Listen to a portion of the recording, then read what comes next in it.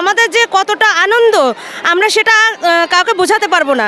এবং আমরা চাই আমাদের রাষ্ট্রনায়ক তারেক রহমান তার ৩১ দফা দিয়ে এই রাষ্ট্রকে এত সুন্দরভাবে গড়ে তুলুক, যাতে আগের যে গ্লানি ছিল সেগুলো সব মুছে যে আমরা নতুন করে রাষ্ট্র তার নির্দেশে রাষ্ট্র পরিচালনা করবে, সে আমরা তার নির্দেশেই পথ চলতে চাই। খুব আনন্দিত এবং গর্বিত যে তারেক রহমান সাহেব আজকে আমাদের মাঝে আসতেছেন, ওনার দিক নির্দেশনা দেবেন, কীভাবে দেশকে উনি পরিচালনা করবেন তা আমরা জানবো ওনার কাছ থেকে, এবং ভবিষ্যতে কীভাবে আমরা দল পরিচালনা করবো সেই দিক নির্দেশনা উনি আমাদেরকে দেবেন। আমি চাই যে তারেক ভাইয়া আমাদের মাঝে এসে আমাদের সবাই যারা মানে ক্ষতিগ্রস্ত তারা যেন সুখে আবার দুঃখে তারেক ভাইয়ের পাশে আমরা থাকতে পারি, আমরা আপ্যায়ন চেষ্টা করবো।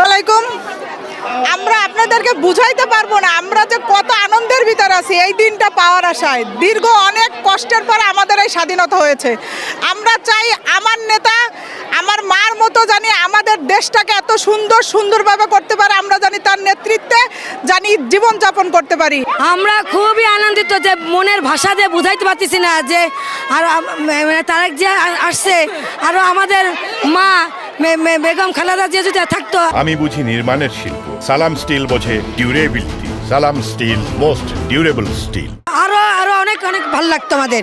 আমার অনুভূতিটা হচ্ছে কি মানে আমার অনেক ভালো লাগতেছে নিজের থেকে, কারণ আমি হচ্ছে নতুন ভোটার হয়েছি, কারণ আমি এবার নতুন ভোট দেবো। আমি নতুন কাকে চাচ্ছি যে নতুন যারা ভোট দিব সে যেন নতুন করে কোনো কিছু করে, মানে আমার ভোটারটা যেন শুরু হয় নতুন কোথা থেকে, মানে নতুন ভোট যে দিব সেটা যেন উন্নতির দিকে যায়। কারণ আমি চাচ্ছি যে আমি ভোটার যারা ভোট দিব সে হচ্ছে গিয়ে সফলতা অর্জন করুক আমাদের দেশের জন্য বা আমাদের মতো অসহায় মানুষের জন্য সে কিছু করুক। সর্বপ্রথম আমি তো হচ্ছে নতুন ভোটার, আমি আদৌ এখনো ভোটার হইনি, যেহেতু আমার প্রথম ভোটটা আমি তারেক জিয়াকেই দিব। আর আমি কখনো দেখিনি তাকে সামনাসামনি, এই ফার্স্ট টাইম, তাই আমি অনেক এক্সাইটেড।